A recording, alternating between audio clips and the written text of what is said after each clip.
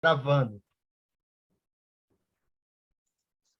Bom, pessoal, boa noite. Estamos aqui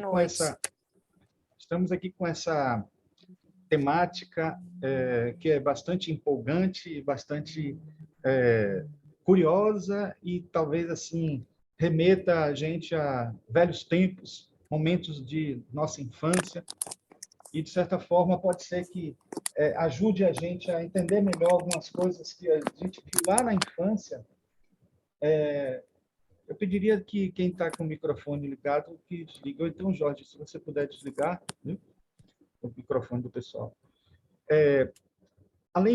Também, né, além de entender algumas coisas que estão presentes nos contos, a gente pode também, talvez, perder algumas fantasias que apareceram naquela época por ter uma nova interpretação, uma nova maneira de perceber, né? Mas uma coisa que é certo, que a gente não pode deixar de falar, é que todo mundo pensa que os contos de fadas só servem para as crianças, ou servem principalmente para as crianças. Mas a gente vai ver que, com essa palestra, que os contos de fadas servem para todos nós, e muitas vezes servem até mais para os adultos. Então, vamos ver isso aí. Gente, eu começaria com essa frase aqui.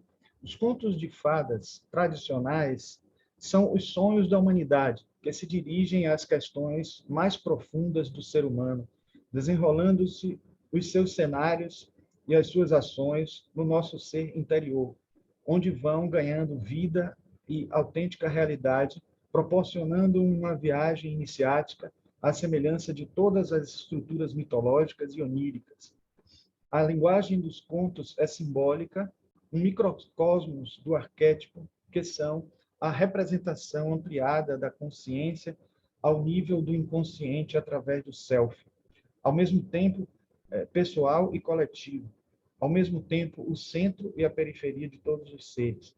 A concepção criativa e narrativa desses contos nos permite levar o ser humano a conhecer-se a si mesmo, percorrendo as provas que constituem o caminho da sua evolução. Na verdade, isso aqui é como se fosse um abstract, né? Um resumo do que vamos falar, do que vamos abordar. Porque os contos de fadas, eles, na verdade, todos eles têm um único tema.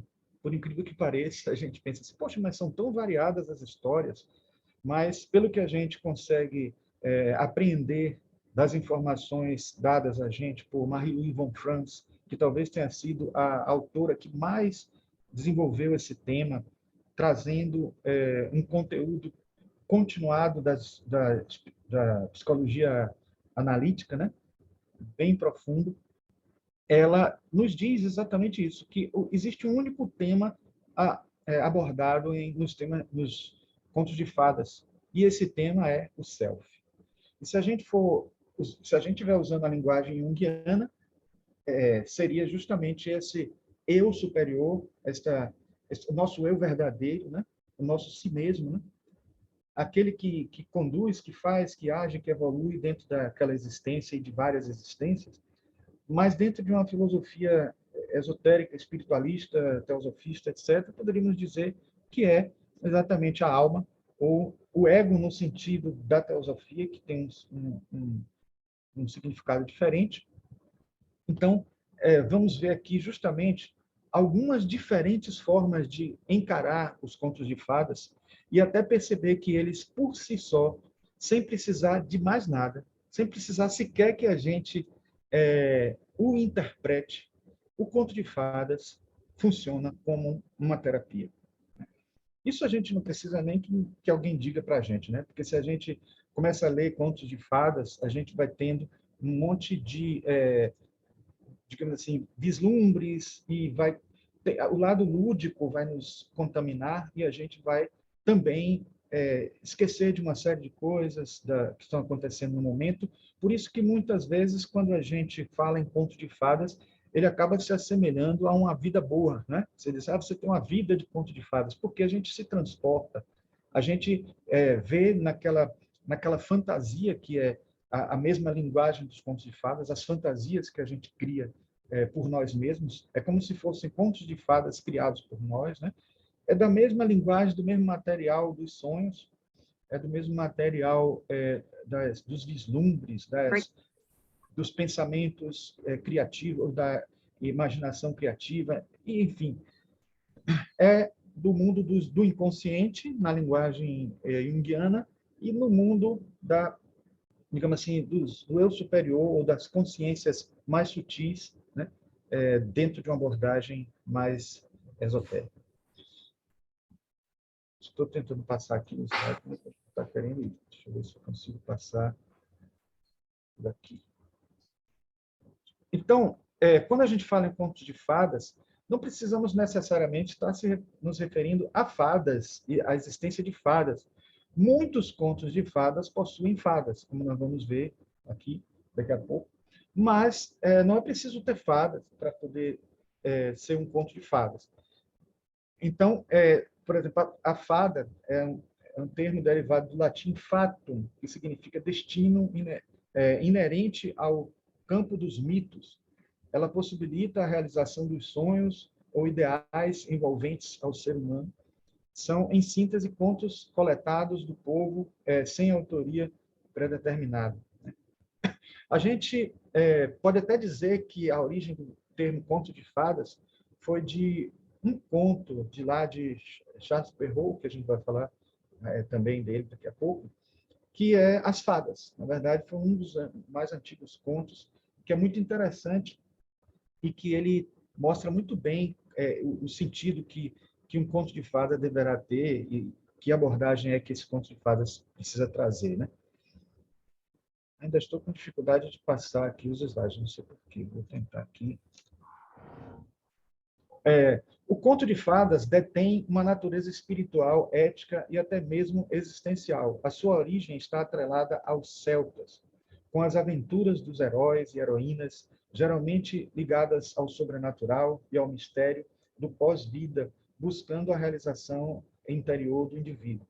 Os celtas são povos míticos e, de certa forma, até misteriosos, porque não se sabe muito da história deles, mas eles tinham uma religião, uma filosofia, uma tradição, né, espiritual muito profunda e que, justamente nessa tradição deles, havia a crença nas fadas. Então, não é à toa que, de certa forma, muitos desses contos que vêm de lá daquela época, ou até antes mesmo, como alguns autores dizem, que os celtas já pegaram esse modo de trabalhar as histórias com conteúdos iniciáticos e, ao mesmo tempo, também conteúdos educativos para as crianças, desde muito antes deles, né? E eles continuaram essa tarefa. Então, imagino que pode ser que tenha sido assim mesmo.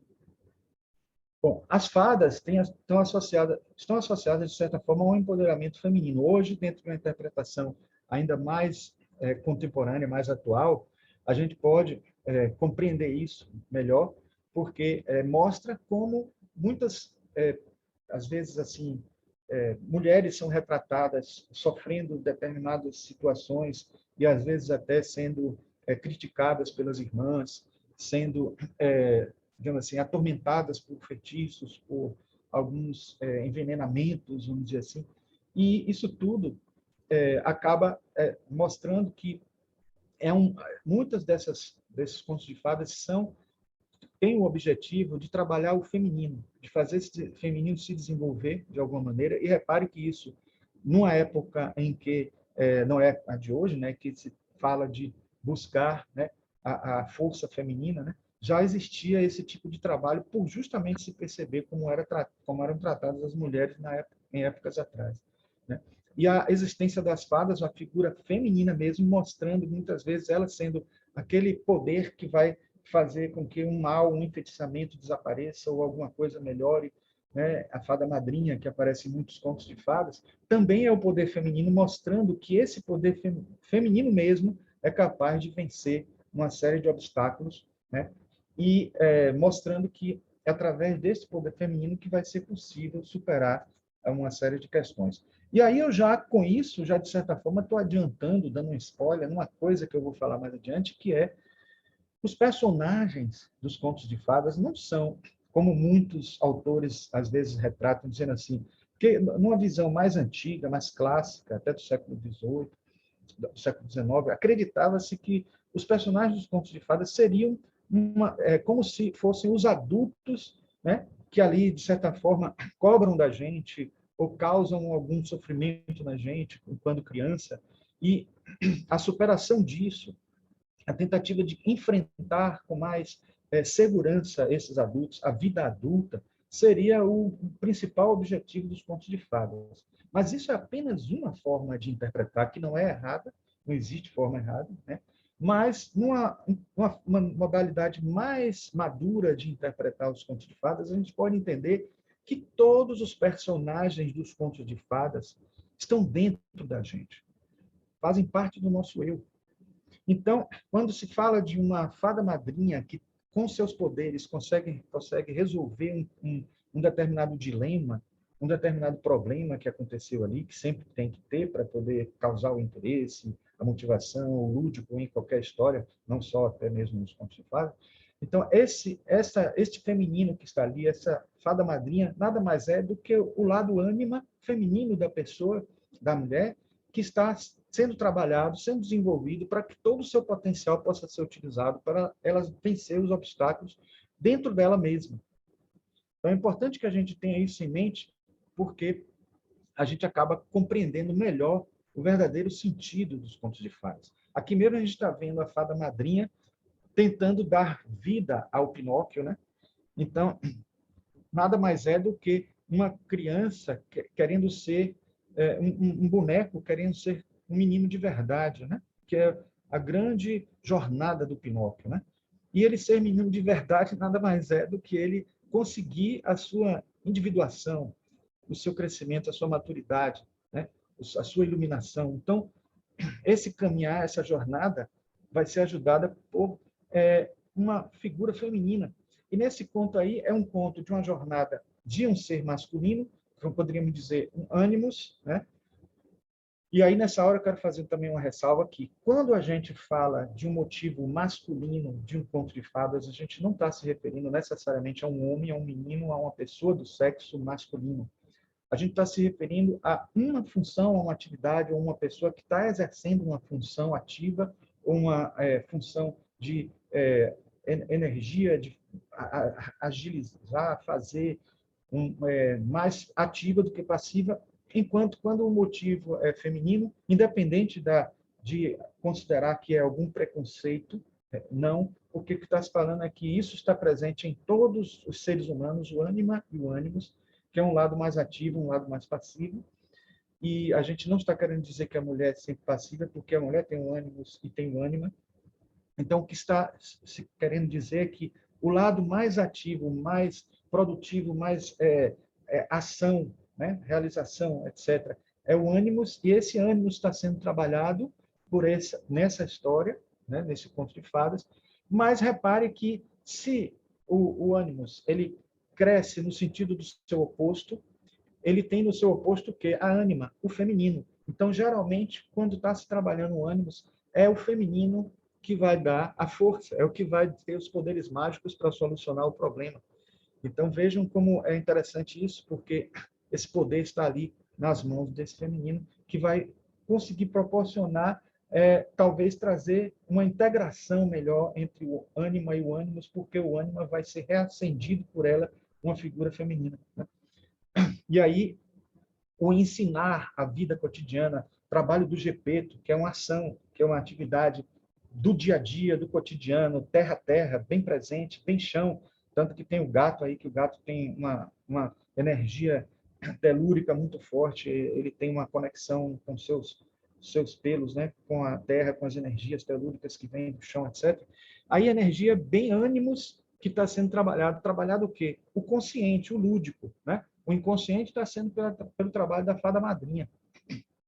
E aí a gente encontra, nessa exemplo do Gepeto tentando ajudar o Pinóquio a caminhar nos seus passos, né, iniciais, ele está aí como uma figura de ânimos, né, de figura masculina na ação, na atividade, no dia a dia, né, no processo consciente que ele tem, porque na sua consciência ele é ânimos e na sua inconsciência ele é ânima, o Pinóquio, né?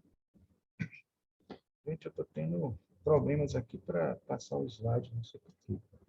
Bom, então, é o lúdico autêntico que vem uma série de... É no lúdico autêntico que vem uma série de conteúdos transformadores. Então, repare que aí essa experiência lúdica de Pinóquio, do aprendizado, do brincar, o brincar é uma verdadeira terapia, né? Então, às vezes, a criança que não brinca, ele não passou por esse processo terapêutico de aprendizado do dia a dia, que é, nesse caso aí, uma tarefa de ânimos, né? Porque é de ação, de atividade, de movimento. E aqui a gente tem como exemplo que até existe na psicologia junguiana uma terapia chamada sand play, né? Que é a caixa de areia, e que você, nessa caixa de areia, você deixa a sua imaginação, sua imaginação ativa atuar, você fingindo que é algum personagem, você escolhe um personagem primeiro numa prateleira cheia de personagens, e você vai colocando em cenários, você vai mudando o terreno com a areia e vai pegando elementos. Todos esses elementos aí foram colocados por uma pessoa que está em terapia. Possivelmente outra pegaria outros elementos e não pegaria esses mesmos, eu pegaria também os mesmos, colocaria em situação diferente, enfim. Isso é o brincar, é a terapia de se autoconhecer usando esse lúdico, né, que o próprio conto de fadas tem. A primeira interpretação, a mais simplista de um conto de fadas é o seu lado lúdico, né?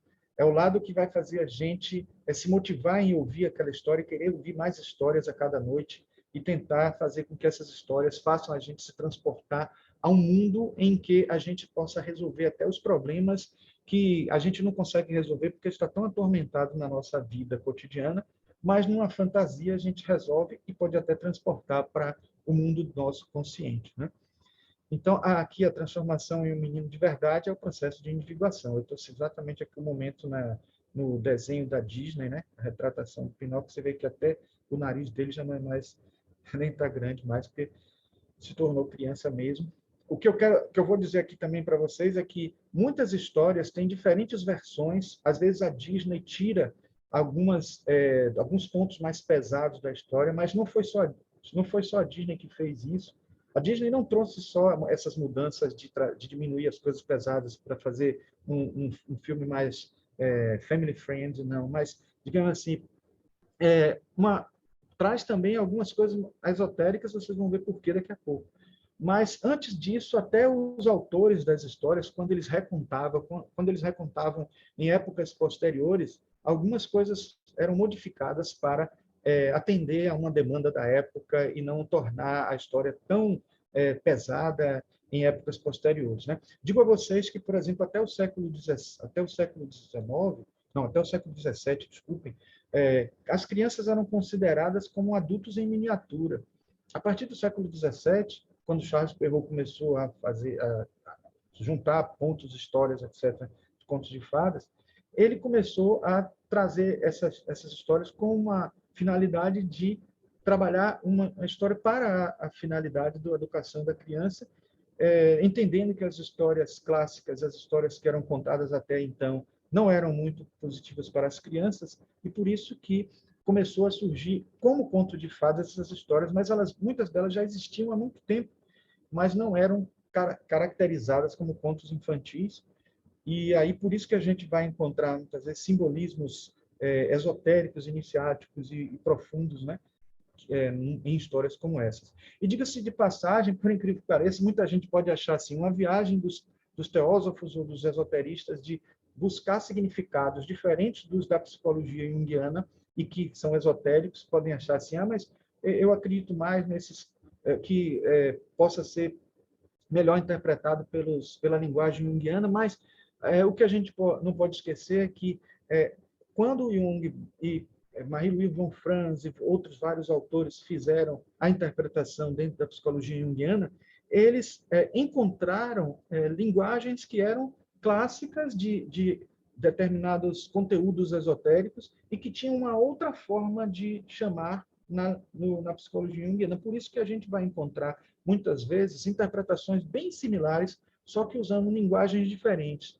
E, em outros momentos, interpretações que vão mais a fundo quando você envolve o lado espiritual, né?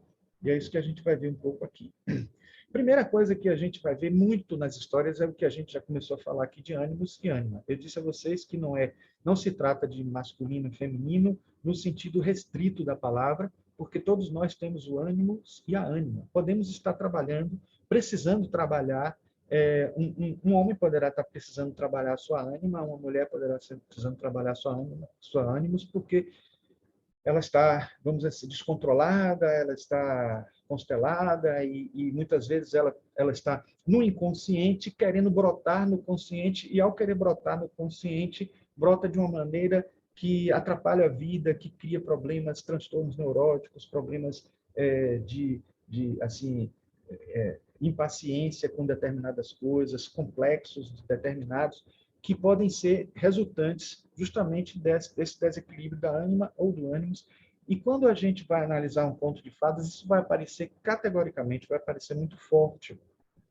Né? Então, tanto que temos esse livro aqui de Marie-Louise von Franz, que eu aconselho para quem quiser aprofundar esse tema específico. Ela até tem vários contos de fadas, não são contos de fadas que ela coloca aí, conhecidos por nós, né? Mas se vocês forem pegar todos os 156 contos do compêndio dos irmãos Grimm, que eles colocaram isso em 2 volumes, vocês vão ver muitos contos ali também que não são tão famosos, e que alguns são muito interessantes. Eu até espero, se der tempo, a gente lê um que é rapidinho, que é de uma página só, que eu gostaria de ler para vocês, que tem uma mensagem muito positiva.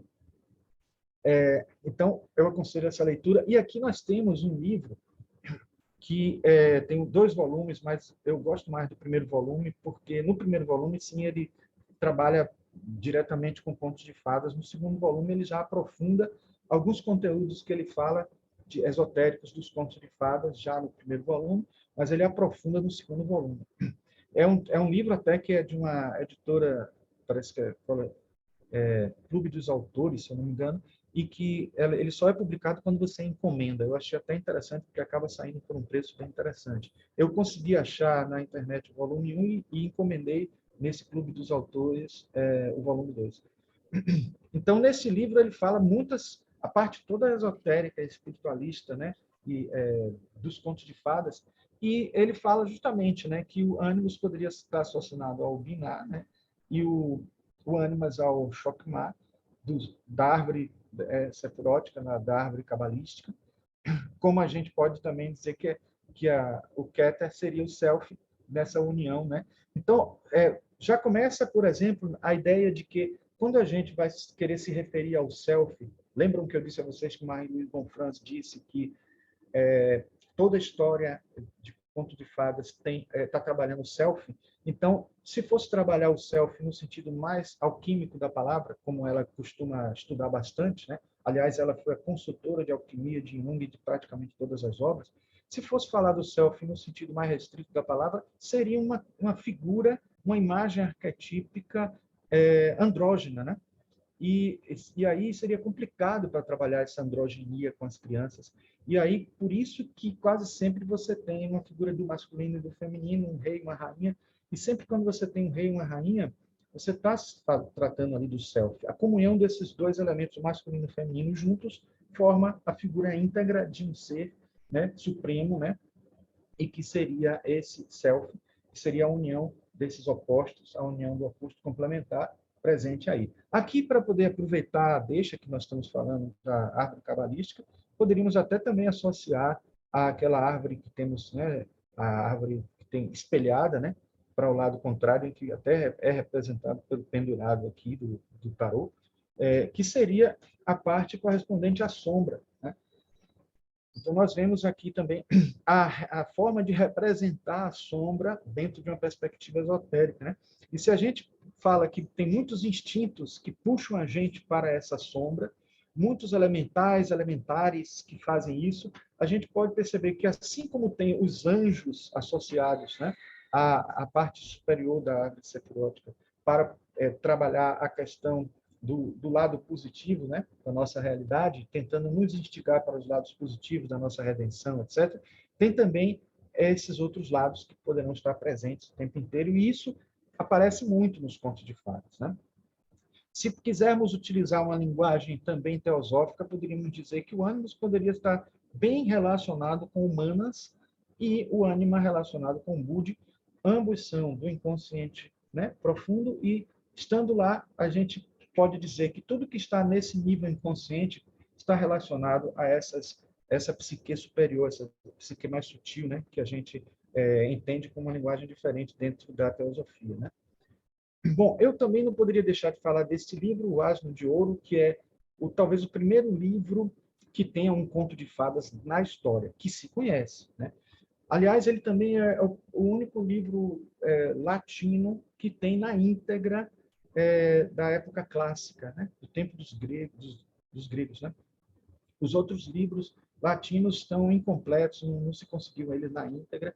E neste livro a gente tem a história, é, várias histórias, inclusive é nesse livro que a gente tem pela primeira vez a história de Eros e Psique, contada por Apuleio, né?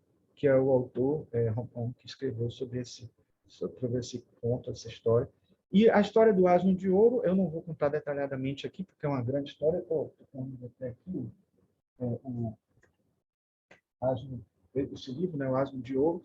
Ele, na verdade, não é nem muito fininho, não, mas a parte que ele fala do Asno de Ouro é uma pessoa que foi enfeitiçada e se transforma num asno e acabou vendo os segredos, as intimidades de todo mundo, e através dessas intimidades que ele foi tendo das pessoas, ele ia aprendendo e crescendo, se desenvolvendo. Então, de certa forma, o Asno de Ouro ele é considerado uma espécie de conto de fadas inicial, porque admite a possibilidade da existência de uma pessoa, né, animalizada, né, uma figura de um animal, e que tem toda uma trajetória, né, de redenção, etc.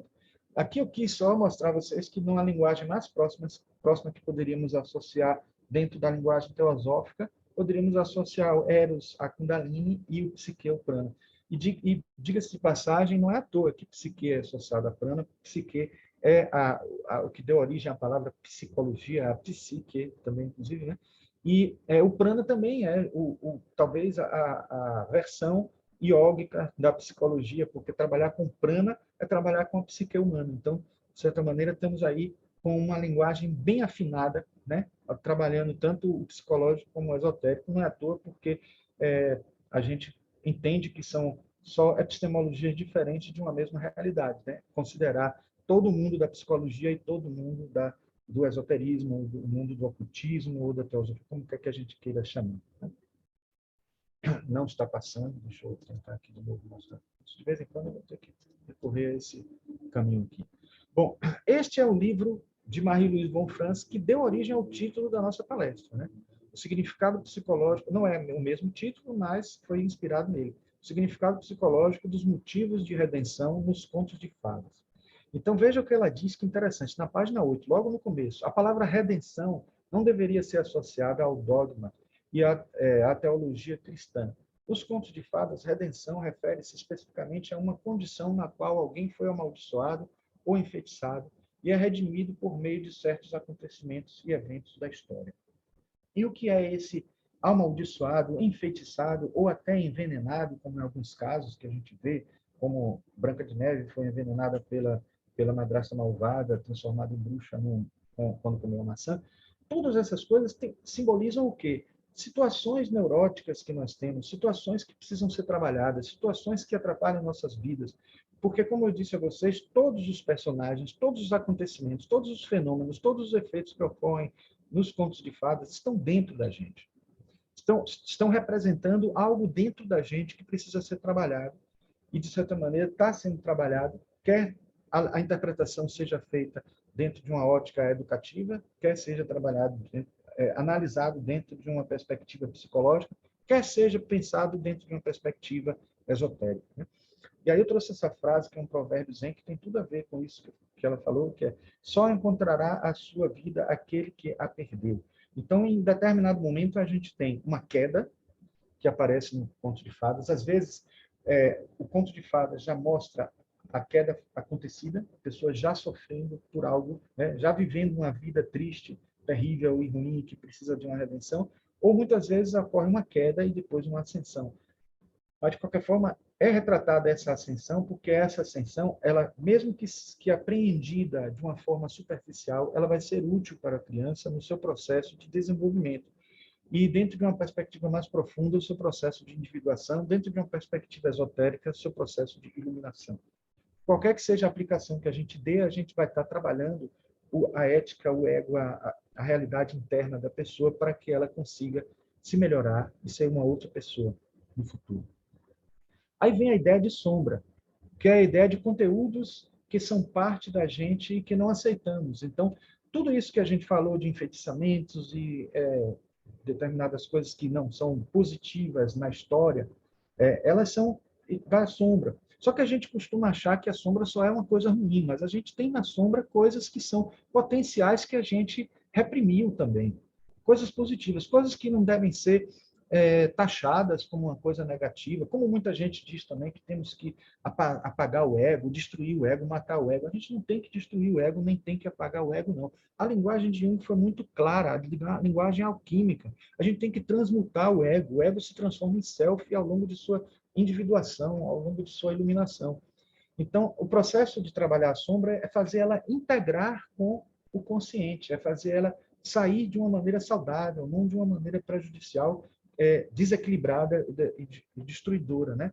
Por isso que, quando Jung viveu um momento mais dramático da vida dele, quando ele estava pensando de uma maneira diferente de Freud, ele entrou num retiro e foi trabalhar, fazer esse confronto com o inconsciente, tentando fazer ele brotar da melhor forma possível, usando uma série de recursos. E daí nasceram os livros negros que nós temos aqui, e algum dia ainda a gente já vai até fazer alguma palestra sobre eles, porque são 7 livros, eu ainda estou lendo, eles são bem densos e a gente sabe que não é uma coisa fácil.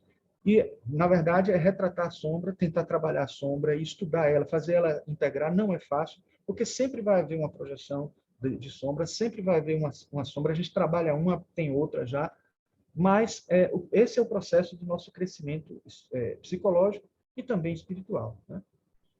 Neste livro de Nelly Novaes Coelho, nós temos um apanhado. Quem quiser realmente estudar a fundo o conto de fadas, sabendo minúcias, tanto o seu aspecto histórico, o seu aspecto psicológico, este livro é o recomendado. Não é muito grosso, não. Na verdade, é um livro que eu diria a vocês que ele é bem didático e é bem rico, né? Ela é bem, parece ser uma pessoa, até não conheço ela, mas ao ler o livro a gente acaba quase conhecendo ela, que parece ser uma pessoa divertida, e ela fala dessa sequência histórica aí, né, desde o século XI, que mesmo que no século XI esse ciclo carolíngio aí não tenha sido o primeiro, mas é o que se tem registros, né, alguns registros históricos. Aí vem o ciclo bizantino, repare que século a século a gente tem ciclos diferentes, mas depois tem um ciclo arturiano, que é o mais famoso, né, que dos contos de Camelot, né, de Rei Arthur, e que tem o Mago Merlin, e que a gente pode dizer assim que foi daí que começaram a surgir essas histórias que eram metade verdade, metade lendária. A gente não sabe o que é que tem de verdadeiro, o que é que não tem. Também pretendo depois, por conta até dessas pesquisas, fazer uma palestra depois sobre a lenda do Rei Arthur. Mas a ideia é justamente a gente entender que essa nebulosidade de não saber o que é verdadeiro e o que não é o que faz dessas coisas tão arquetípicas, porque elas trazem, às vezes, determinados mitos incorporados, né, dentro, na sua história, que são milenares e que fazem parte de todo um processo cíclico de informações que a gente precisa ter ao longo de várias épocas para que ela não deixe de aparecer essas mensagens, essas informações importantes para o nosso crescimento. Aí vem a história, vem o período de Marie de France, né? E os Laís Bretões. Laís Bretões são pequenas histórias curtas, que aí poderíamos dizer que são os contos, né? Contos mesmo, assim, bretões, que trazem, digamos assim, reis, rainhas, príncipes, princesas, que, de certa forma, foi realmente a inspiração de todas essas histórias que nós temos aí de contos de fadas, né? E aí, nesse mesmo período, a ordem dos druidas, dos celtas, foi um ponto alto, um ponto muito forte. Eu não coloquei época porque eles estão bem antes dessas todas aí, estão presentes, né, em épocas muito remotas. O próprio Merlin é um druida, então ele tem todas a arte mágica que ele trabalhava era das tradições druídicas, né? Conta-se que, inclusive, em encarnação anterior, o próprio Allan Kardec foi um druida também. O nome dele era Allan Kardec, na época que era druida. Então, os contos da Mamãe Gansa são os contos de Charles Perrault, que fizeram um sucesso tremendo. Foi aí que eu disse a vocês que começaram a escrever história realmente para crianças. E aí ele fez um apanhado incrível de histórias aí. E depois, na mesma época, teve também o Pentamerão. Pentamerão é o livro chamado Conto dos Contos. Vou mostrar ele para vocês daqui a pouco. Ele está aqui. Então, esse Pentamerão, ele é como se fosse um plágio do Decamerão, que vocês sabem que existiu o Decamerão, que é uma jornada de 10 períodos, com várias histórias, né? Então, são 10 grupos de histórias formando uma jornada, né? Por isso Decamerão. E esse Conto dos Contos é um período um grupo de são 10 grupos, olha, 5 grupos de histórias, por isso Pentamerão, e uma complementando a outra como se fosse algo didático. Então, quando a segunda história faz referência à anterior e diz: nós trabalhamos isso na anterior e foi dito isso, nessa agora nós trabalharemos aquilo. Então, é como se fosse um livro de histórias, mas que tem um cliffhanger, né, entre uma história e outra, que de alguma maneira faz uma conexão entre elas. E nesse livro foi que nasceram várias histórias, inclusive a própria história Cinderela, né, está aí presente. Depois a gente vai citar quais outras mais, mas assim, só que nesse conto, nesse Pentamerão, não estava com o nome, eu falei a Bela Adormecida. Na verdade, o nome que se dava era Sol, Lua e Thalia, o título, né, que tinha, e a história é muito mais drástica. Na verdade, os contos do Pentamerão eram assim muito violentos e não tinham ainda, por mais que o Charles Perrault estivesse pensando em escrever para as crianças, claro que a psicologia infantil da época não é como a de hoje. Então, ele não tinha uma noção tão boa de que era aconselhável e que não era aconselhável, por isso que muitas histórias foram modificadas posteriormente pelos irmãos Grimm e também pelo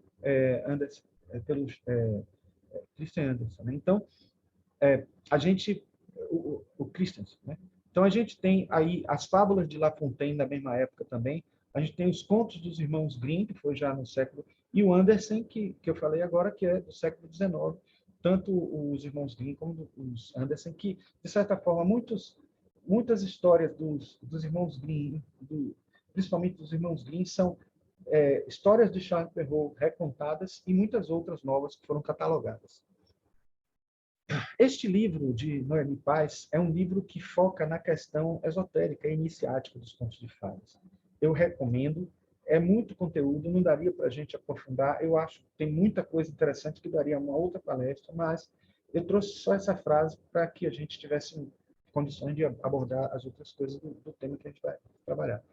Então, o conto de fadas é uma alegoria da passagem iniciática, na qual o herói representa a alma perdida no mundo, a lutar contra os poderes inferiores de sua própria natureza e contra os enigmas que a vida lhe propõe, até encontrar, após aceitar as provas, os meios para a sua própria redenção. Então, repare que, em alguns momentos, parece até o processo de iniciação teosófica, né? Que tem as provas, que tem toda... Então, não é à toa que parece, porque tem conexão, sim.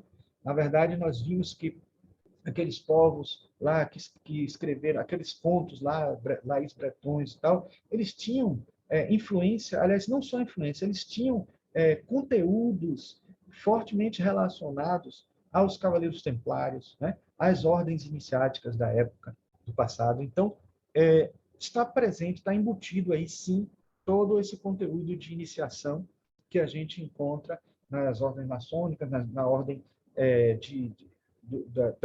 na ordem teosófica, desculpem, na ordem Rosa Cruz e em outras ordens, tem raiz aí e a gente vai ver que as histórias apresentam muitos conteúdos relacionados, né, ao processo de iniciação. A maioria dos contos de fadas que conhecemos tem origem em histórias folclóricas europeias que remontam à Idade Média. Em sua origem, essas histórias não tiveram simplesmente a função de divertir as crianças. Vale lembrar que somente a partir do século XVII é que as crianças passaram a ser vistas como crianças e não como adultos em miniatura, como eu disse no instante. Sendo assim, podemos adivinhar que os detalhes mais macabros dessas histórias foram suprimidos nos contos originais. Muito pelo contrário, essas histórias foram construídas com um caráter educativo, ou melhor, moralizante, né? No século XVII, o autor italiano Giambattista Basile escreveu a obra Lo Conto di Conti, né? Também conhecido Pentamerão, né? Onde reunia diversas fábulas, entre elas histórias como Rapunzel, a Bela Adormecida, publicadas no dialeto napolitano. Algumas dessas obras, posteriormente, foram publicadas por Charles Perrault, autor francês, conhecido por pai da literatura infantil, pelos irmãos Grimm e pelos Hans Christian Andersen. Os irmãos Grimm, influenciados pelo romantismo e nacionalismo romântico, compilaram várias histórias que acreditavam fazer parte exclusivamente da cultura germânica, mas que eram comuns a outras partes da Europa, como o Chapeuzinho Vermelho, por exemplo. Os irmãos Grimm, por terem uma formação cristã, eles deram um cunho cristão, mudaram algumas partes da história para trazer a moral cristã presente, né, de certa maneira, também influenciado pelas próprias fábulas, que vocês lembram bem que todas as fábulas têm aquele final moral da história, né, dizendo que aqui, até para poder ficar bem claro, tanto para o adulto como para a criança, qual é o objetivo daquela fábula. Não tinha escrito moral da história nos contos de fadas, mas tinha a mesma moral presente também aí. Então, é interessante que a gente entenda isso, perceba como tudo isso está constando, né? Uma coisa que é tradicional, vocês sabem muito bem, né? Nas histórias, nos contos de fadas, é o Era uma Vez, né? O começo, né? Era uma Vez. E é interessante isso, porque o Era uma Vez, ele nos faz transportar para uma época que não é definida. É difícil uma criança chegar para você e perguntar assim, pai, quando você está contando a história, quando é isso? Em que época foi isso? Em que século foi? Não vai perguntar, porque não faz parte do processo de crescimento, né? O processo de aprendizado da criança nessa fase dos contos de fadas. Então, é atemporal, né? É atemporal. E geralmente também foram felizes para sempre. A gente sabe, depois na vida adulta, que nem existe o para sempre. E nem existe o ser feliz para sempre, porque a felicidade é feita de momentos e a gente só pode dizer que foram felizes para sempre se a gente entender dentro da perspectiva esotérica e considerar essa felicidade como uma felicidade nirvânica, né? Uma felicidade de um nível mais à frente e sempre vai ser uma felicidade daquele ser que não se contamina pelas emoções de realidades que a gente sabe que são transitórias do Maia, né? Mas consegue vislumbrar uma felicidade de um outro nível que a gente não compreende ainda. Então, o Era uma Vez e o Foram Felizes para Sempre é praticamente comum em várias histórias. E uma coisa curiosa no Era uma Vez também é assim, até a Lúcia Helena Galvão, falando sobre contos de fadas, ela falou uma coisa interessante, que ela disse que a filha dela, a sobrinha dela, uma coisa assim, caminhando com ela em determinado lugar, ela via uma árvore e perguntava assim para ela, é ali que fica o lobo mau? Então, assim, você vê que uma criança não tem noção de tempo, não precisa ter noção de tempo, porque a história do conto de fadas, ela não precisa ter uma relação com o tempo. Então, o lobo mau poderia estar atrás da árvore naquele momento, na cabeça dela, né? Porque, e se a gente for fazer uma análise mais profunda, realmente o lobo mau está atrás da árvore, a qualquer momento que você veja, porque o lobo mau não é uma história contada a partir de uma realidade, não é um conto baseado em fatos reais, né? É um conto baseado em fatos do inconsciente, é um conto baseado em fatos da psique da pessoa. Então, vai estar presente em qualquer época, em qualquer momento que se analise sobre ele, que se pense sobre ele, né? Bom, esse é o Pentamerão, temos ele aqui. É um livro fantástico, eu digo a vocês que é uma viagem, né? É também conhecido como O Conto dos Contos, né? Publicado originalmente em napolitano, com esse título aí, né? O Conto dos Contos, o Entretenimento dos Pequenos. É a coleção de contos de fadas do século XVII, poeta contemporâneo. Isso aí tudo a gente já falou, né? Então, as histórias nos Pentamerões, né, foram coletadas por Basílio e publicadas postumamente em 2 volumes por sua irmã, Adriana, em Nápoles, em 1634 e 1636, sob o pseudônimo de Jean Alésio Abatutis, né? Essas histórias foram posteriormente adaptadas por Charles Perrault e os irmãos Grimm, esses últimos fazendo uso extensivo e reconhecido da coleção de Basile. Exemplos disso são versões de Cinderela, Rapunzel, Gato de Botas, Bela Adormecida e João e Maria. Só lembrando, mais uma vez, que todas essas histórias sofreram modificações, né? Todas. Não são a mesma história, né? Que foi contada no Pentameron e a de... Quer dizer, elas têm a essência da mensagem e uma coisa que todos os psicólogos junguianos que falam dos contos de fadas é que, como é buscado sempre digamos assim, o essencial, né? Digamos assim, a mensagem que está presente, então elas geralmente não perdem, né? Não perdem a mensagem, né? O conteúdo inconsciente, o conteúdo tanto psicológico quanto o conteúdo esotérico. Eu coloquei aqui esse link aqui embaixo, depois, se alguém quiser, a partir da gravação no YouTube, pode visitar essa página aí, que vocês vão encontrar as histórias do Pentameron toda aí, inclusive para ler sem problema nenhum. E explicando como é que é a história do Pentameron com mais detalhes, certo? Então, Charles Perrault escreveu esse livro, né? O Contos da Mãe Gância, né? E que ele faz parte até uma coleção que você pode comprar até tudo junto, né? Você pode adquirir as obras todas, tanto de irmãos Grimm, Charles Perrault, como as obras de Andersen, de uma vez, num pacote só, e elas estão sempre num padrão, né? Desse tipo que vocês veem aqui, né? O dos de Andersen estão em 2 volumes, né? Volume 1, volume 2. Então, é interessante que a gente tenha... Essa obra que eu estou mostrando, ela não tem todas as histórias. Para você ter todas as histórias, você vai ter que adquirir um livro como esse aqui, por exemplo, dos Irmãos Grimm, que tem todas as histórias, a obra completa dos Irmãos Grimm. E aí você vai ver o conteúdo que ele escreveu mesmo sobre, né, os contos de fadas.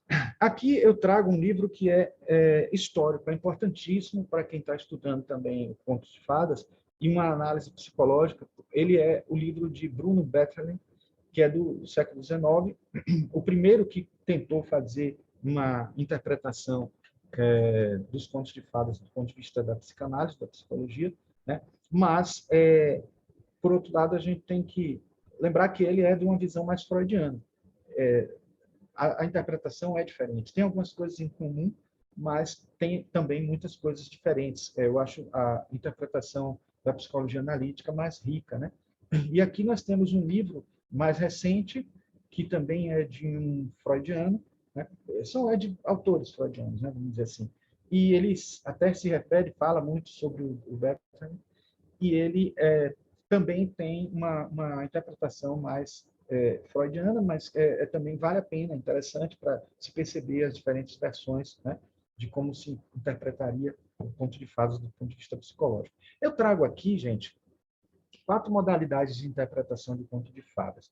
Algumas delas se misturam e se integram e às vezes até se confundem, mas é interessante que a gente perceba que pode se interpretar os contos de fadas de 4 formas, ou até algumas delas de 3 formas, porque 2 dessas se confundem mesmo ou se superpõem, né? Mas seria a primeira delas, a simplista, que tem a função lúdica. Eu falei do lúdico nesse instante para vocês, quer dizer, é a forma básica de interpretar um conto de fada, é simplesmente ler e dizer e saber entender o que a história está dizendo. E ela por si só já diz muita coisa. E ela por si só já funciona como terapia, porque ler contos de fadas, quer que seja criança, quer seja adulto, como eu já disse, é uma terapia, né? A moralista, que tem uma função educativa, então praticamente todas as histórias que têm como elas têm um objetivo de servir às crianças, a entretenimento das crianças, ela serve para atrair as crianças e, ao mesmo tempo, passar uma mensagem educativa. Então, ela pode ter um cunho religioso ou não, se tiver influência cristã, mas sempre vai ter um cunho educativo. Às vezes, é um cunho educativo muito drástico, trabalhando muito uma coisa que na psicologia junguiana a gente chama de abreação, ou seja, fazendo a criança confrontar com determinadas realidades e, às vezes, de uma maneira muito brusca, né? A psicologia, a psicológica, né, que tem uma função terapêutica, e a gente, às vezes, por exemplo, da mesma forma que os sonhos, eu tenho falado muito sobre sonhos, e em palestras sobre sonhos, eu já disse que, por si só, o sonho já é terapêutico. Você não interpretar um sonho, já ele ter o sonho, e ele acontece já como uma terapia. Mesmo que eu não lembre do sonho, mesmo que eu não interprete o sonho. Se eu lembrar do sonho, vai ser melhor, já vai ter uma função ainda mais positiva. Por isso que os psicólogos costumam dizer que só o fato de você lembrar do sonho já é um sinal de que alguma coisa está melhorando em sua psique, ou se você está conseguindo ter uma conexão melhor com o seu inconsciente, né, de alguma maneira. Mas também não lembrar do sonho não significa que a pessoa está numa situação ruim, né? Mas eles sonhar bastante quer dizer ter o mecanismo que a psique tem para trabalhar ela internamente, né? No livro Natureza da Psique, a gente aprende que a psique é um mecanismo autônomo que, né, só entra em colapso quando a gente acaba caindo em armadilhas e problemas psicológicos mais graves.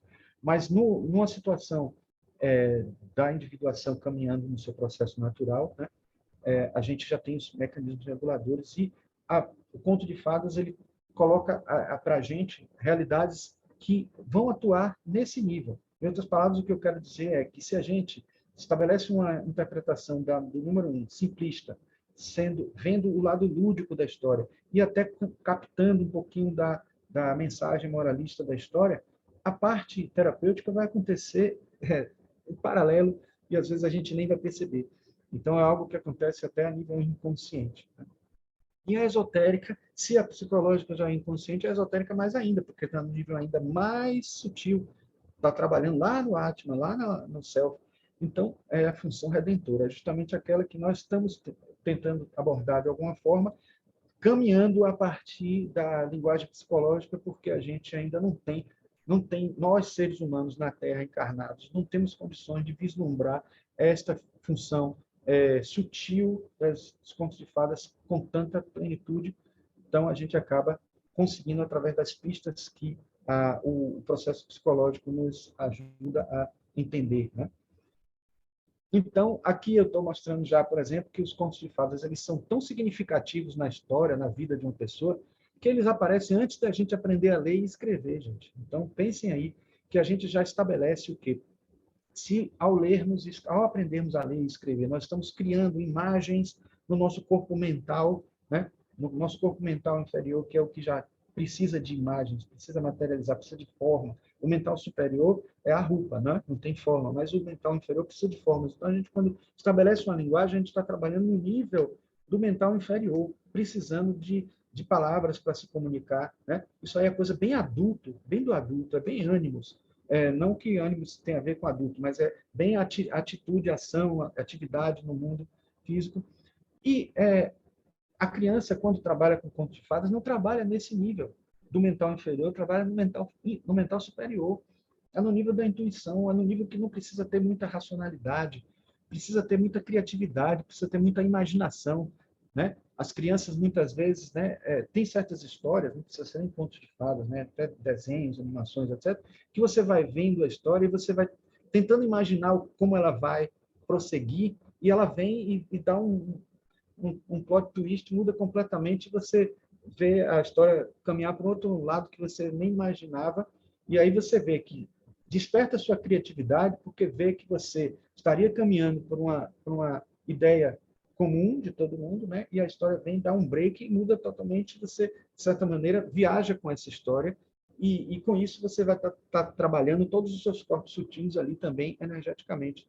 É muito interessante, é muito rico, e não é à toa também que as crianças têm uma imaginação tão fértil que tem os chamados amigos invisíveis, amigos que ajudam ela, né, a trabalhar.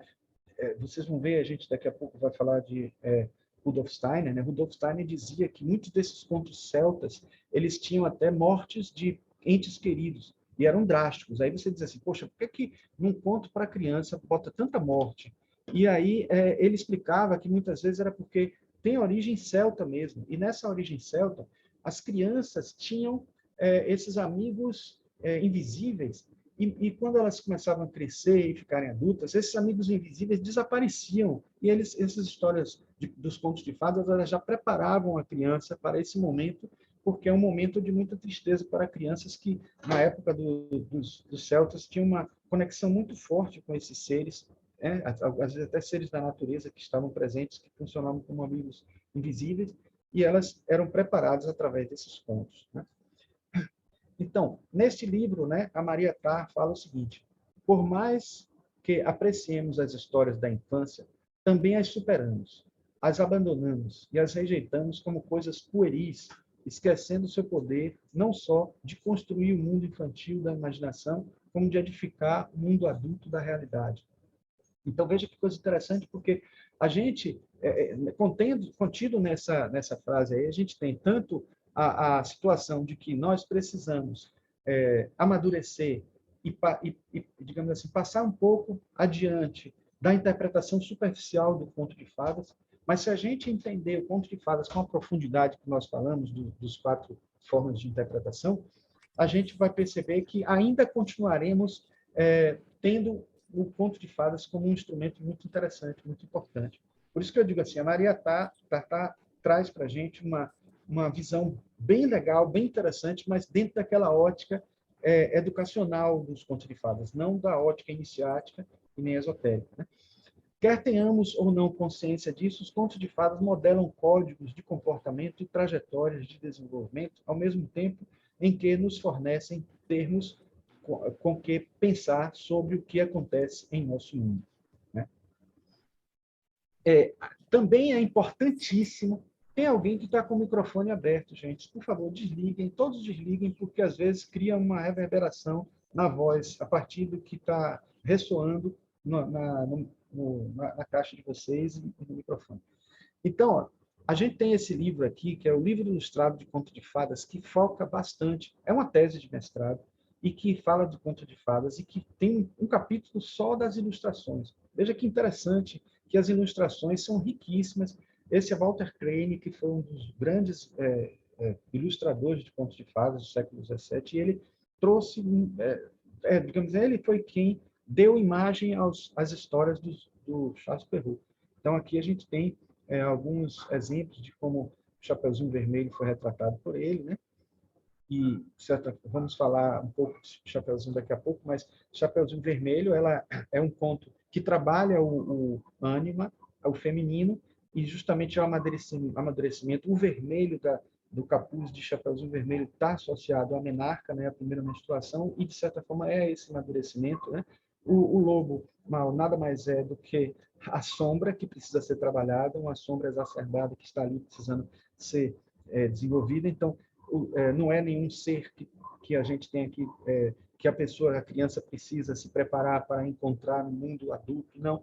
É dentro dela mesma. Então, de certa maneira, essa sombra que precisa ser trabalhada, que tanto que você pensa, né?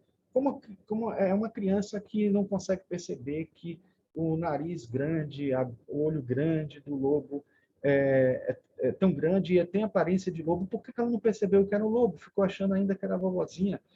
Veja que interessante, porque a gente com a nossa sombra é a mesma coisa. A gente sabe, a gente tem até, de certa forma, um vislumbre de que ela existe, mas a gente não quer aceitar. A gente não aceita a nossa sombra porque é muito difícil encarar ela. É muito difícil entender ela como uma coisa negativa de dentro de nós mesmos. E a história do conto de fadas ajuda até a gente também a trabalhar isso, porque quando você vê como algo externo, você está internamente trabalhando uma coisa que parece ser para você está fora e não dentro de você, mas aceitável dentro do trabalho indulgente que todos nós temos conosco mesmo. Então, é um caminho também para se trabalhar esse processo, né, de compreensão, né, de encarar, de confrontar o inconsciente.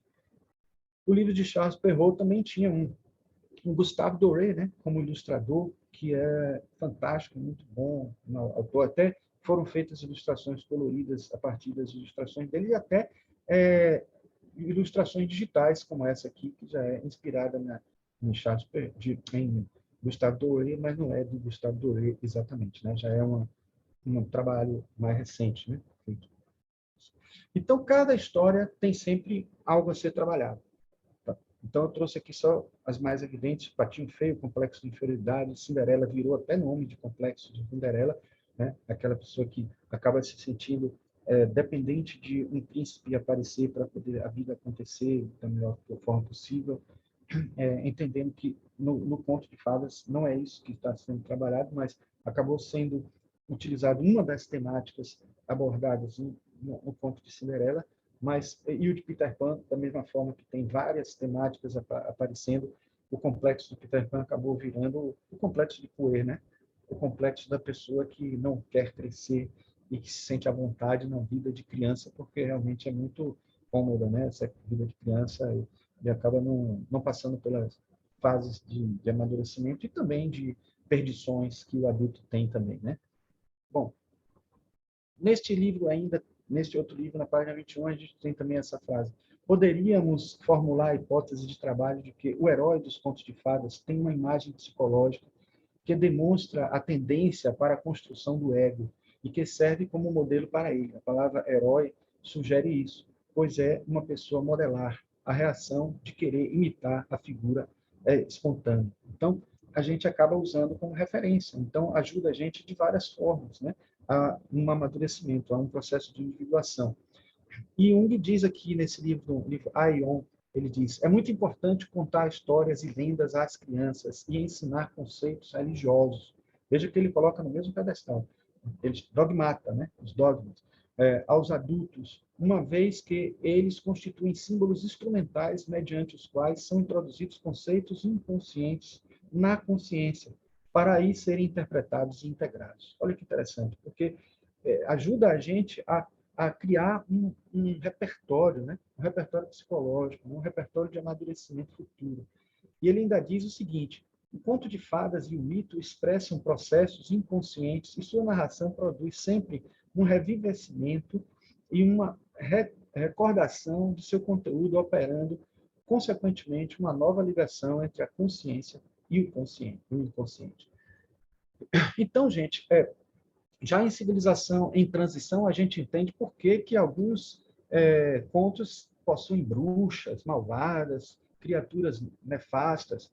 O motivo da bruxa é o mais apropriado para os medos infantis, como sempre se provou.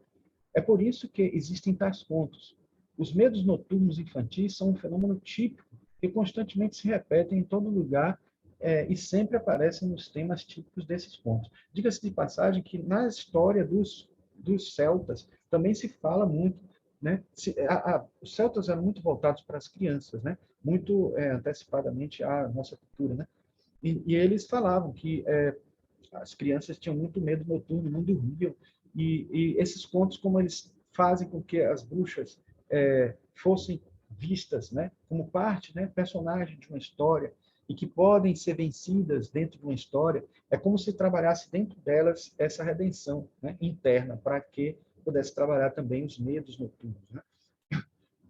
Jung também fala no seu livro Estudos Alquímicos, tem uma parte inteira sobre o espírito da garrafa, né? Que inspirou Aladim, de certa forma. Né? Que o espírito, não foi o livro, a história de Jung, não. Ele está comentando sobre esse conto do espírito da garrafa, que acabou inspirando Aladim, que diz respeito a uma pessoa presa no seu ego e, de certa forma, encapsulada ali, né? Sem conseguir se desenvolver. E como eu disse a vocês, todos os personagens do mesmo conto dizem respeito a nós mesmos, então Aladim e o gênio da lâmpada são uma só, são pertencentes a uma só pessoa. Quer dizer, a pessoa que conseguiu libertar o seu gênio dentro de uma garrafa. Então, repare que coisa bem clara, né? Mais claro que isso, impossível. Você conseguir fazer o seu gênio brotar, a sua capacidade, digamos assim, de seu potencial. Né? Então, isso é bem interessante. Rudolf Steiner escreveu esse livro, Os Contos de Fadas, sua poesia e sua interpretação. Olha só o que ele diz. Cada alma humana pode sentir o sutil ecoar de atmosferas anímicas como aquilo que ela vivencia e não compreende aquilo que ela nem sequer faz aflorar a consciência e que está relacionado com o que atua nela, advindo dos contos de fadas, tal como o sabor do alimento atua sobre a língua. Então, ele mostra aí que, de certa forma, é quase quase como Jung fala que, de certa maneira, o conteúdo, né, o trabalho que o conto de fadas faz com a gente é um trabalho necessário. Não é só uma coisa, não é só um plus, não é só um algo a mais. Não. Claro que você pode ter isso com a religião depois e ajudar, né? Mas, de certa forma, numa fase mais infantil, é preciso que exista contos de fadas, é preciso que conte histórias para as crianças. É preciso que ele continue presente, de alguma maneira, no nosso, integrando o nosso ser, de alguma maneira. Né? E aqui, aquela coisa que eu ia dizer, nesse momento, que eu ia dizer a respeito do amigo invisível, né? E esse amigo invisível tem uma origem lá atrás, né? Tem uma origem nos contos dos celtas que tentavam trabalhar essa realidade, né? E muitas vezes seres que eles acreditavam ser seres elementais apareciam nesses contos e eram interpretados depois como histórias para as crianças, porque tinham aqueles serizinhos bonitinhos, os gnomos, as fadas, as salamandras, etc. Aí você diz assim, poxa, isso não existe, isso é conto de fadas. Mas a gente sabe muito bem, dentro de uma visão esotérica, que eles existem em uma outra realidade, em uma outra digamos, dimensão mais sutil. Né? Eu trouxe aqui só para vocês saberem todos os livros que falam dos contos de fadas. Esses todos aí. Faltou até um, que é Arquétipos do Inconsciente Coletivo, que também tem uma parte só de contos de fadas, e aqui mais esses também. Então, muitos livros Jung aborda, às vezes não tão detidamente, né? Mas esses livros de vida simbólica mesmo, ele fala mais profundamente, né? E no Arquétipo Inconsciente Coletivo também ele aborda bastante. Né? E Marie-Louise von Franz tem esse livro que eu acho fantástico, que ela fala da interpretação dos contos de fadas em si, e ela traz um conto que é o das Três Penas, que é um conto dos irmãos Grimm, e que ele traz uma situação bem interessante, porque é um rei que está tentando passar a coroa para os filhos, e acaba e tem um filho deles que é considerado tolo, bobo, não muito inteligente em relação aos outros dois. E aí o rei sempre pede para que eles tragam alguma coisa, tipo, por exemplo, um tapete, uma princesa para ser a companheira dele, etc. E ele sopra a pena, o rei, e essa pena vai para uma direção, vai para outra direção e vai para frente. Sempre que vai para frente, vai para o tolo, e ele acaba se dando bem porque ele consegue na última solicitação do rei, ele pediu, ele pediu uma princesa, e aí ele sempre, o tolo sempre encontrava com um grupo de sapos que falavam com ele, né? E o sapo disse que não tinha princesa, mas esse sapo transformou um dos sapos em princesa, e aí quando ele levou cada um, né, a princesa mais bonita e tal, ganharia, e sempre o tolo ganhava, mas os outros não se conformavam. E quando ele repetia a prova, até que a última foi a solicitação de que a princesa que eles trouxeram, né, a mais bonita era do tolo, né, e as outras foram camponesas que os outros irmãos trouxeram, que acharam que o tolo não ia achar ninguém tão bonito assim, e eles aí levaram qualquer pessoa que eles encontraram. E aí, essa que o tolo levou, digamos que era considerada mais bonita e já estava prestes a ser considerado ele o sucessor do rei. Aí eles disseram que pediam uma outra prova, e a outra prova era que a que conseguisse saltar mais alto, saltar sobre uma árvore que tinha lá na corte, ela ganharia. E imagine quem ganhou, né? Porque se a princesa do tolo era um sapo transformado em princesa, depois eles descobrem que não era um sapo transformado em princesa. Mas eu estou contando essa história toda para vocês, de uma maneira resumida, para vocês entenderem que ela faz toda uma interpretação, o livro inteiro desse conto, mostrando a associação às funções da consciência, né? Às funções da psique. Que o tolo é sempre a função inferior que precisa ser trabalhada, os outros irmãos seriam a função auxiliar, né? A primeira e a segunda, a secundária e a terciária, e a função superior era o rei que era o que seria a substituição, né? Que ele teria a alcançar, né? A busca do cargo futuro dele como rei, né? Então, a redenção seria justamente integrar a função inferior com a superior, coroando, né, o príncipe em rei e transformando o chumbo em ouro, ou quer dizer o que a gente queira chamar dentro dessa associação que a gente possa fazer esotérica. Né? No conto da Cinderela também a gente tem, né, a função superior e a função inferior. A gente tem aqui a função inferior na própria madrasta malvada, que traz à tona uma série de coisas. Eu disse a vocês que os personagens estão dentro da gente, eu estou sempre frisando isso para a gente não esquecer. Então, a madrasta malvada é aquele lado da sombra inferior, aquelas coisas que a gente precisa trabalhar, né? E tal. Então, por isso que eu coloquei aqui a madrasta malvada associada ao momento em que Cinderela é realmente aquela que é Cinderela, né? Porque Cinderela tem a ver com as cinzas que ela limpava, né? Da, da chaminé lá e tal. Então, a gente vai ver que, de certa forma, aqui é a função inferior. As funções auxiliares são as duas irmãs que ficam toda hora instigando ela de alguma forma, negativamente, mas acaba sendo positivo, porque quando a gente instiga negativamente, a pessoa tenta se superar. E a função superior é a própria Cinderela virando princesa. Então, isso tudo é fazendo parte de todo um processo.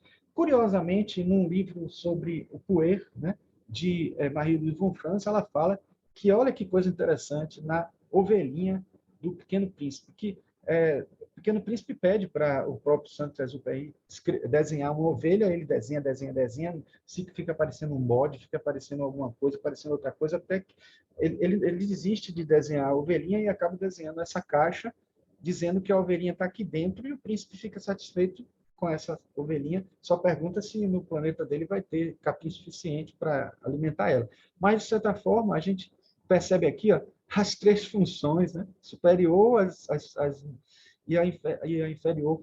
Isso, Marie-Louise von Franz disse que pode até ser inconsciente, mas ele não conhecia a psicologia junguiana, mas ela conseguiu interpretar isso. E repare que aqui a gente também tem três né, elementos para serem trabalhados para que evoque a função superior. Né? O Peter Pan é uma história que é bem explícita em relação à sombra, né? Porque ele perde a sombra dele, ele tenta buscar a sombra. Né? Repare como é importante a gente perceber que a sombra tem a sua função, tem a sua importância, e aí esse conto, de certa maneira, mostra isso também. Né? Então, em A Sombra e o Mal, dos contos de fadas, a gente vê isso, Marie-Louise von Franz. E também o complexo de Poe, né, de Peter Pan, que é aquela coisa de ele não querer crescer, que está presente não só no fato de ele não crescer, como também no tic-tac do relógio que está dentro da barriga do crocodilo. E na história de Walt Disney está presente até no ponteiro de relógio que o bigode simula, né, do Capitão Gancho. Né? Então, repare que, mais uma vez, a gente vê aí retratado que a mensagem não é só não é de seres fora da gente, mas seres de dentro. Então, por que haveria esta analogia tão forte do complexo de Poe e a dificuldade com o tempo, com o tic-tac do relógio, dentro de uma mesma história, com os personagens diferentes, se não fosse para poder mostrar uma mesma mensagem na história, que é a do complexo de Poe. Né? Bom, o educador deve viver compreensivamente as palavras de Lucas, capítulo 12, versículos de 15 a 17. Deixai vir a minhas criancinhas, não os impeçais, pois deles é o reino de Deus. Em verdade vos digo, quem não receber o reino de Deus como um menino, não entrará nele. Esta passagem, aliás, evocada por Jung, remete para a necessidade daquele que se autoeduca, sentir não só a sua criança interior como uma espécie de infante real, como igualmente de a renovar periodicamente por intermédio de um ritual. Então veja como é realmente o conto de fadas é não deixar vir a mim as criancinhas, mas não as criancinhas que estão do lado de fora, mas as criancinhas que estão dentro da gente, dentro da nossa experiência de vida, né? O conto dos músicos de Bremen estão retratando os corpos sutis, gente. Já repararam nisso? Já pararam para pensar? Que são animais que foram deixados de lado pelos seus donos e depois se juntaram numa harmonia sem igual para se tornarem músicos na cidade de Bremen. Eles nunca chegam à cidade de Bremen, mas toda a trajetória até chegar lá é um processo de redenção, é um processo de reanimar esses corpos, de fazer esses corpos trabalharem de uma maneira harmônica. Né? Então, é uma associação fácil de se fazer, né? E é interessante ver isso. Né? Vou passar agora rapidamente, porque o tempo já está correndo rápido, e eu tenho um complexo de Poe, né, com relação ao tempo, tipo, né, meu inimigo agora aqui. Então, em Branca de Neve e os Sete Anões, nós escolhemos para mostrar uma série de coisas. Né? A bruxa está retratando o quê? a vaidade, né? Um conceito assim bem que pode brotar do nosso da nossa sombra, de algo que precisa ser trabalhado, né? Complexo de inferioridade, tal, que está ali eclodindo, se transformando em vaidade, tal. E aí, porque ela tem uma coroa, ela na verdade não é a sombra. Por que ela poderia ser, teria ter uma coroa? Porque a sombra, gente, não é só coisa ruim, não. A sombra é o que nos ajuda a trabalhar essas questões aí, né? É uma imagem, né, do inconsciente que precisa ser trabalhada por a gente, né? Então ela tem uma conexão com Deus. A coroa, toda figura real, toda figura nobre que tem nos contos de fadas tem uma conexão divina e tem uma conexão com o self. Aliás, todas deveriam ter, inclusive, porque contos de fadas dizem respeito todos a nós, né? Mas algumas têm uma ligação ainda mais forte porque elas são como se fosse o caminho para a gente chegar até esse processo. O ego é aquilo que você é hoje, naquilo que você se conhece, né? Chamamos de self ou si mesmo o que você realmente é em sua totalidade. Bom, a imagem inconsciente, o reflexo do self, né, está presente ali no espelho mágico. Espelho, espelho meio, alguém mais bonito do que eu. Então, ela ali, de certa forma, está toda hora perguntando e sempre ela era a mais bonita, até que surgiu a Branca de Neve, né? Cresceu Branca de Neve até uma idade que poderia ser considerada alguém que competiria com ela. Então, é o seu eu, né? Sendo, trabalhando, né? Primeiramente, né? Bem resolvido, mas depois começando a surgir um processo, né?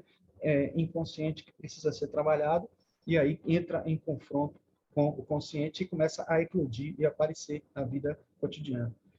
O caçador é um conteúdo masculino. Lembre-se que masculino não quer dizer só algo no homem, né? Mas assim, é um conteúdo de ação ali, ânimos, que vai ter um instrumento da redenção que ele foi chamado para matar ela e depois não quer matar, mas só o fato de ele ter ameaçado ela fez ela se aprofundar aonde, né? Na floresta, promovendo um movimento regressivo da energia psíquica, que é o confronto com o inconsciente e fazendo ela perceber as questões que ela precisaria trabalhar lá dentro. E aí aparecem o quê? Os instintos, os animais, de certa forma, para ajudar, vamos dizer, elementais, anjos, etc., e presentes, né, o tempo inteiro ajudando ela, mas também gnomos, que seriam seres que, que estariam mais ligados à terra, e ao etérico, ao físico, ao etérico, e quais seriam esses seres, né? 7 princípios ou características que poderíamos associar aos chakras. Aí vocês podem dizer assim, mas como associar os anõezinhos aos chakras, né? Na verdade, a gente tem princípios aí que sempre são setenários, né, de certa maneira, dentro da visão esotérica, e se a gente levar em consideração que o Walt Disney transformou todos eles, deu nome a todos eles, né? E se inspirou, de certa forma, por sua raiz, vamos dizer assim, maçônica, né? Que era o Walt Disney. Ele associou a cada um dos anões a um pecado capital. Cada pecado capital também está associado a um chakra. Então, é fácil a gente fazer essa associação. E todos os livros de análise esotérica dos contos de fadas dizem que poderíamos fazer conexão a várias unidades setenárias que a gente tem dentro do mundo esotérico, né? E a gente pode, com certeza, fazer isso. A Disney não deixou por menos também, que transformou os anões até em colunas. Eu fiz questão de trazer aqui também para vocês, né? As colunas dos anõezinhos, né? Aqui mostrando, né, o fato de que quando Mickey adquiriu luvas, né, o primeiro desenho animado da Disney, que foi o navio Willy, né, Mickey não tinha luvas.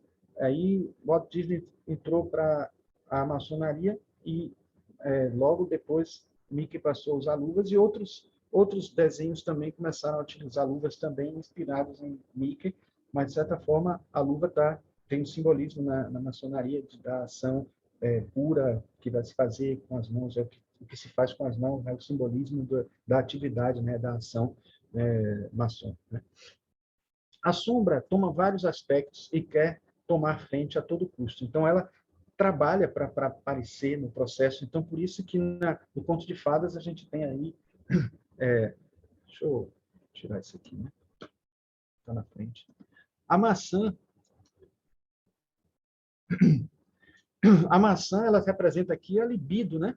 a tentação para transgredir. Então, de certa maneira, a gente pode associar, né, aí até a maçã, né, clássica do nosso, digamos, conto de fadas bíblico, né, que é Adão e Eva. Então, de certa maneira, a gente não pode deixar de levar em conta. Bom, agora eu já vou ter que fazer essa passagem aqui.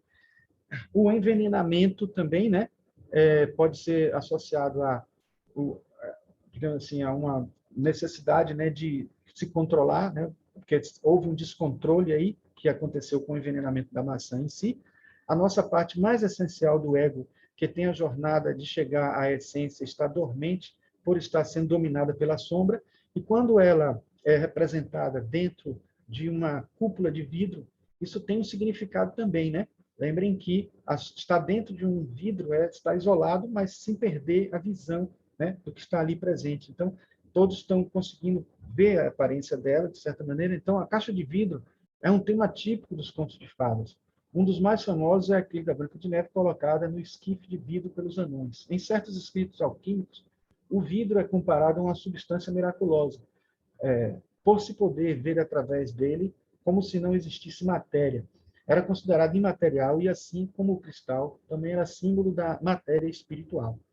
Então, ela, de certa forma, está presente em espírito, mas adormecida enquanto corpo físico, né? Então, isso é um trecho tirado do livro Individuação dos Contos de Fadas, de Marie Bonfils. Quais as características estão desenvolvidas e quais estão perceptíveis, não estão perceptíveis e desenvolvidas? Então, é o momento, né, de se refletir sobre isso. É o que a mensagem está querendo dizer, né? Você está aprisionado, né, no seu ego, você está precisando trabalhar essas questões, porque a sombra está querendo aparecer, estar presente e obnublar você como self, como criatura em evolução, precisa trabalhar isso. Aí a gente tem o simbolismo do beijo, né, que, diga-se de passagem, nos contos mais anteriores, né, os contos lá do Pentamerão, aliás, Pentamerão não teve Branca de Neve, mas nos contos mais originais de Branca de Neve, não foi um beijo que aconteceu. Na verdade, ela se engasgou com um pedaço da maçã, ficou presa, entalada, e aí quando os anões, quando o príncipe viu e ficou encantado com ela, pediu para transportar ela, levar ela consigo, porque ele não conseguiria parar de ver ela, tanta beleza, etc. E aí, nesse movimento, eles tropeçam, e quando tropeça, o pedacinho que estava engasgado na Branca de Neve sai e ela se liberta. Então, repare que é diferente, mas é interessante a associação feita com o beijo em posteriores versões, porque tem a ver com o casamento alquímico, né? Se você se identifica com o masculino, é a imagem feminina que vai te levar ao inconsciente e vice-versa. Então, eu disse isso no instante com Pinóquio, né? E, de certa forma, ali há a conexão do ânimos e a ânima, fazendo, né, esse processo de união dos opostos, né? Um homem pode ser sensível, uma mulher pode ser estimuladora. Isso é uma mensagem forte presente aí. E para a gente finalizar, eu vou trazer duas grandes frases de Helena Blavatsky. Aliás, é uma frase só que eu dividi em duas. É difícil compreender como seria possível a todos os povos que vivem sob o sol, alguns separados por vastos oceanos e pertencentes a hemisférios opostos, inventar idênticos contos de fadas em que os acontecimentos obedecem à mesma ordem. Ao iniciar a longa viagem, o peregrino está imaculado, descendo cada vez mais na matéria pecaminosa. Só depois de chegar ao fundo do vale da matéria e de haver lutado e sofrido através de cada uma das formas do ser e da vida, pode ele identificar-se com a humanidade coletiva. Então, é exatamente isso que praticamente todos os contos trazem, é justamente essa necessidade de ver o ser humano passar pelo seu momento de ascensão, de redenção, a partir de tudo que ele experimentou. A fim de ganhar a senda do progresso e subir sempre até alcançar a sua verdadeira pátria, o Deus tem ainda que escalar com o sofrimento o caminho escarpado do Gólgota da vida, é o martírio da existência consciente de si mesma. Então, a sua real ascensão para os céus, onde emerge na incompreensível existência e bem-aventurança absoluta do Nirvana. Inclusive, esta é a última frase do primeiro volume de A Doutrina Secreta. Bom, gente, Era isso que eu tinha para trazer, para que a gente possa ter agora, se ainda tiverem condições de tempo aí, trocar ideias sobre isso tudo que foi falado até agora. Marcos, eu achei um trabalho excelente. Mais uma vez, você sempre apresenta assim novidades extremas que estão aí ao nosso alcance. Foi uma pesquisa excelente e você realmente vivencia isso que você faz. Está mais uma vez de parabéns. Eu até me recordei dos tempos de criança quando li aquelas histórias do Monteiro Lobato, o Sítio do Pica-Pau Amarelo, que ali Sim, também sim. deve ter alguma simbologia muito forte. Eu não tinha pensado nisso, mas me lembrei que ali tinha, por exemplo, uma boneca de pano que falava, tinha um visconde de Sabugosa, que era um sabugo de milho também falante, e tinha um porquinho também inteligente e falante. Quer dizer, se a gente for ver, tudo isso está no inconsciente, está dentro de cada um. É uma coisa maravilhosa. E até eu me recordo também da minha última filha. Essa menina, quando nasceu, já estava bem numa idade madura, perto dos 50 anos.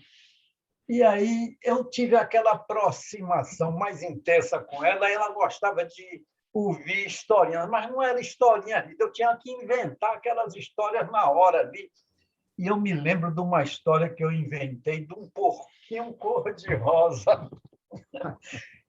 E ela chamava do porco limpinho. Se a gente for pensar, tudo isso está no nosso inconsciente, faz parte de nós mesmos, nós somos tudo isso, e você fez essas lembranças aflorarem de uma maneira maravilhosa. Olha, mais uma vez, parabéns pelo belíssimo trabalho. Não, e Afrânio, outra coisa, o Monteiro Lobato ele foi tradutor e comentador de vários contos de fadas no Brasil, numa época em que a gente ainda não tinha acesso. Então, ele teve acesso a tudo isso. Então, quando ele escrevia, ele tinha isso como referência, tudo isso como referência. Ele usava a mitologia grega, ele usava a mitologia dos nórdicos, e todas as mitologias nas historinhas dele. Então, com certeza, ele está aí com uma bagagem espetacular, né, nas obras dele, entendeu? Sinceramente, eu não tinha pensado nisso antes. Você trouxe lembranças maravilhosas. Pois é, eu É, só peço Marcos. perdão por ter avançado muito no tempo, porque realmente eu não... Foi muito Marcos, gratificante. Marcos, Oi, você nos diga, Júnior. trouxe um presente hoje, né? Fazer essa, né, viagem aí pelos contos de fada, né? Que todos nós, né, na nossa infância, vivenciamos. Eu sempre fui assim ligado nas histórias, né, de Walt Disney e, como você falou ali, ele também sendo maçom e também foi pertenceu à Sociedade Teosófica, assim como Thomas Alva Edison, né? Então, né, realmente a gente vê ali por trás daquelas histórias todo um conteúdo, né, místico, esotérico, como você falou, e que, né, a interpretação aí fica com a Afrânio, que é expert, né, que tem a sensibilidade aí para fazer essa interpretação. Mas a gente vê ali que por trás daquelas histórias tem, e até hoje, quando a gente vê, né, hoje que essas histórias eram escritas, hoje são, né, transformadas em filmes, né, em, né, animação, né, os desenhos animados, né, como Frozen e tantos outros, né, o estúdio Disney, né, assim, é uma, prolífero, né, em histórias, né, cada dia sai uma nova, e aquelas mais tradicionais a gente realmente se encanta. E foi muito bom você nos trazer essa, né, possibilidade de estarmos interpretando, entendendo, compreendendo que ali por trás tem todo um conteúdo tem a ver com o nosso, né, caminhar, a nossa jornada, né? Como você colocou aí no final, que a senhora Blavatsky fala, né? O peregrino, né? A jornada do peregrino. Então tem todas essas, intercorrências, nuances aí no caminho. Então, mais uma Exato. vez, obrigado e parabéns, Marcos. Obrigado, Jorge. E eu anuncio já que a Disney está preparando um live action de Branca de Neve. Foi o primeiro desenho animado da Disney, em 1938, e eles tá até com um probleminha, porque alguns anões... teve um anão que disse que não era mais interessante hoje fazer a alusão a chamar pessoas pequenas, né, e tal, porque anão já é uma forma pejorativa, né, de chamar e tal, mas já a comunidade dos anões não acharam que não tem problema nenhum, porque eles querem trabalhar. Tem muitos atores anões aí, porque no fundo, nas histórias originais, os anões são gnomos, são criaturas não são anões propriamente, seriam criaturas assim dentro da filosofia celta, né? Pequenas, né? E está se trabalhando hoje justamente o elenco para o próximo filme, porque todos os desenhos animados clássicos da Disney estão sendo levados para o live action agora, né? Que é com pessoas. E agora o próximo é Branca de Neve. Vamos ver.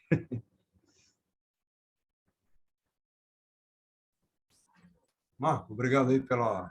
Eu cheguei um pouco tarde, eu estava ocupado aqui, mas gostei muito. Interessante que a colocação, né? Engraçado que só posteriormente a criança ela introjecta isso como você falou no início, né? No início, a partir daí eu peguei. Para ela que era, cadê realmente o lobo está atrás da árvore? Para ela está atrás de cada árvore. Ou depois a gente vai começar a ver, né? Eu também tinha minhas duas caçulas, quer dizer, no primeiro e no segundo casamento, elas iam dormir comigo contando histórias. Se eu não contasse, elas não sossegavam. Aí eu ficava contando essas histórias, né? Então, realmente, isso contribuiu muito, também aproxima muito, assim, pais e filhos, né? Um negócio interessante isso. Muito bom. Gostei da perspectiva psicológica também. Foi bom a gente ver o que há por trás dessas histórias. Obrigado aí, Marcos. Bom, eu que agradeço. Fico muito feliz do seu feedback.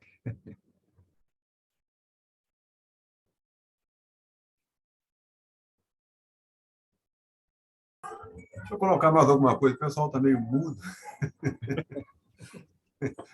Uma vez eu vinha no ônibus, lá na Cidade Baixa. O indivíduo entrou dizendo que aqueles cantigas infantis, né? Atirei o pau no gato, ninguém é uma coisa violenta, não sei o que lá, que isso não existe. Aí que ele apresentou umas letras diferentes, né? Transformando, né?